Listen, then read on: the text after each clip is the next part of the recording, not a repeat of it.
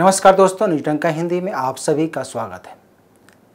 तमाम दुश्वारियों के बीच आज कश्मीर खुली वादियों में सांस ले रहा है। अगर इसका श्रेय जाता है तो बीजेपी की सरकार को 5 अगस्त 2019 को कश्मीर से धारा 370 हटाए जाने के बाद से यहाँ की स्थिति में बड़ा बदलाव आया है। वहीं केंद्र सरकार ने कश्मीर की विश्व में आज जो सकारात्मक छवि बनाई है, उसी की वजह से G20 की बैठक कश्मीर के श्रीनगर में आयोजित की जा रही है। 22 से 24 मई के बीच श्रीनगर में G20 की बैठक आयोजित की जानी है। भारत सरकार ने कश्मीर पर कूटनीति पर मजबूत कदम बढ़ाया है। वहीं पाकिस्तान अपनी अकड़ से बाज नहीं आ रहा है। पाकिस्तान लगातार कश्मीर के खिलाफ प्रोपेगेंडा फैलाता रहा है और उसे अंतर्राष्ट्रीय मंच पर उठाता भी रहा है, लेकिन आज उसकी कोई नहीं सुनता है। भारत के लिए कश्मीर कितना महत्वपूर्ण है, इसके बारे में कह पाना मुश्किल है, लेकिन इतना है कि कश्मीर भारत का अविभाज्य अंग और अभिन्न अंग है। सबसे बड़ी बात यह है कि कश्मीर पर्यटन उद्योग में नई इबारतें लिख सकता है। कहा जा रहा है कि कश्मीर में G20 की बैठक से पाकिस्तान की ताबूत में ये आखिरी कील है। गौरतलब है, कश्मीर में G20 की बैठक को आयोजित करने पर चीन ने इसमें शामिल नहीं होने की बात कही है। उसका कहना है कि कश्मीर के विवादित क्षेत्र है, इसलिए वह इस बैठक में शामिल नहीं होगा, जबकि भारत का कहना है कि कश्मीर देश का अभिन्न अंग है और अविभाज्य अंग है, इसलिए बैठक आयोजित करने का अधिकार पूरा है। यह एक तरह से चीन के गाल पर तमाचा है। वहीं पाकिस्तान भी इसका विरोध कर रहा है। अपनी इस समस्या से घिरा पाकिस्तान कश्मीर पर घड़ियाली आंसू बहा रहा है। कहा जा रहा है कि कश्मीर में G20 की शिखर सम्मेलन से पाकिस्तान का पक्ष कमजोर होगा। भारत इस बैठक का उल्लेख अपने पक्ष में हमेशा करेगा। विभिन्न देशों के प्रतिनिधि की उपस्थिति इस विवाद को खत्म करने में कामयाबी मिल सकती है। सबसे बड़ी बात यह है कि भारत इस बात को विश्व मंच पर साबित करेगा कि धारा 370 हटाए जाने के बाद से यहाँ बड़ा सुधार हुआ है। भारत यहाँ के लोगों को नए अवसर मुहैया करा रहा है। साथ ही जो आतंक फैलाया जा रहा है वह सीमा पार से प्रायोजित है। इस संबंध में जानकारों का कहना है कि भारत देखने और मानने के सिद्धांत पर काम कर रहा है। कश्मीर के प्रति भारत का नजरिया साफ है। वह इस संदर्भ में कुछ भी छुपाना नहीं चाहता है।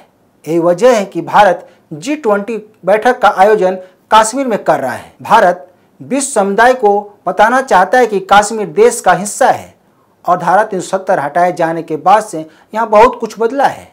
यहाँ लगातार विकास के कार्य हो रहे हैं, लेकिन पड़ोसी देश कश्मीर को लेकर बेवजह की बयानबाजी और आतंक फैलाता रहा है। G20 की बैठक से पाकिस्तान का कश्मीर पर पक्ष कमजोर होगा। वहीं कश्मीर में चीन का रोना भी समझ में आता है। धारा 370 हटाए जाने के बाद किसी को भी कश्मीर पर कहने को कुछ नहीं बचा है, लेकिन चीन को लद्दाख की चिंता सता रही है। लद्दाख को भारत ने केंद्र शासित प्रदेश घोषित कर दिया है, जिसकी वजह से तिब्बतियों को यह आशा जगी है कि अब भारत उन्हें चीन के चंगुल से मुक्त कराएगा। इसी वजह से चीन भारत के खिलाफ जहर उगल रहा है और कश्मीर में G20 बैठक का विरोध कर रहा है। हाल ही में जब गोवा में विदेश मंत्रियों की बैठक हुई थी, तो उसमें पाकिस्तान के विदेश मंत्री बिलावल भुट्टो भी शामिल हुए थे। इससे पहले भारत के विदेश मंत्री एस जयशंकर ने कहा था कि सीमा पर शांति के बाद ही पड़ोसी मुल्क से बातचीत हो सकती है, लेकिन बात का मुद्दा POK होगा, अन्यथा नहीं। भुट्टो भी विदेश मंत्रियों की बैठक से इतर कश्मीर के मुद्दों को उठाया था, लेकिन भारत के विदेश मंत्री ने पाक के विदेश मंत्री की आपत्तियों को सिरे से खारिज कर दिया था। गौरतलब है कि पाकिस्तान ने कश्मीर में G20 की बैठक आयोजित करने पर आपत्ति जता चुका है, जिस पर भारत ने साफ किया है कि इस मुद्दे पर किसी भी तरह की बहस नहीं की जा सकती है, वो भी ऐसे देश के बयान पर जिसका G20 से कोई लेना देना नहीं है।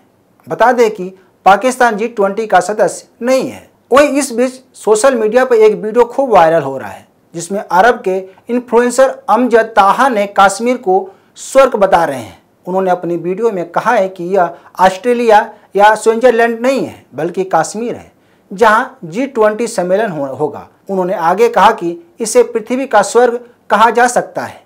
एक ऐसा स्थान है जिसने पृथ्वी को संरक्षित किया है। यह जलवायु परिवर्तन का समाधान भी हो सकता है। बता दें, कश्मीर में पर्यटन उद्योग महत्वपूर्ण भूमिका निभा रहा है। यहाँ की 5% आबादी पर्यटन पर शामिल है। मीडिया रिपोर्ट के अनुसार कोरोना काल के बाद केंद्र शासित कश्मीर का प्रदेश के सकल घरेलू उत्पाद में 10% से अधिक का योगदान है। माना जा रहा है कि G20 की बैठक के बाद दुनिया भर के निवेशकों और पर्यटकों को कश्मीर आकर्षित करने में कामयाब होगा। लोगों का मानना है कि G20 की वजह से कश्मीर का अंतर्राष्ट्रीय स्तर पर महत्व बढ़ जाएगा, जिसकी वजह से यहाँ के पर्यटन उद्योग को नया आयाम मिल सकता है। वहीं कश्मीर के नेता और PDP की मुखिया महबूबा मुफ्ती ने कहा है कि जब तक कश्मीर में धारा 370 की बहाली नहीं हो जाती तब तक वे विधानसभा का चुनाव नहीं लड़ेंगे। सबसे बड़ा सवाल है कि आखिर महबूबा मुफ्ती कश्मीर में धारा 370 की बहाली क्यों चाहती हैं। धारा 370 की आड़ में ये नेता सिर्फ राज्य का दोहन कर रहे थे, लेकिन आज कश्मीर लगातार विकास के पथ पर अग्रसर है। सबसे बड़ी बात यह है कि ये लोग हर बात में पाकिस्तान से बातचीत करने की मांग कर रहे हैं। अभी कुछ दिन पहले ही पाकिस्तान में जारी उठापटक पर फारूक अब्दुल्ला ने चिंता जताई थी। बहरहाल माना जा रहा है कि कश्मीर को G20 की बैठक के बाद एक नई पहचान मिलेगी। जिस तरह से कश्मीर आतंकी गोली से छलनी होता रहा है, अब वह टैग हट सकता है, बशर्ते पाकिस्तान द्वारा आतंकी गतिविधियों पर लगाम लगे। कश्मीर में आने वाले विभिन्न देशों के प्रतिनिधि भी कश्मीर की जीवटता को देख सकेंगे और उसकी शालीनता और उसके नेचुरल सौंदर्य को अपनी आंखों में कैद कर हमेशा के लिए संजो रखेंगे। तो दोस्तों, आपका इस बारे में क्या सोचते हैं, हमें जरूर बताएं। हमारे वीडियो को शेयर, लाइक और कमेंट जरूर करें। हमारे YouTube चैनल को सब्सक्राइब करें। धन्यवाद।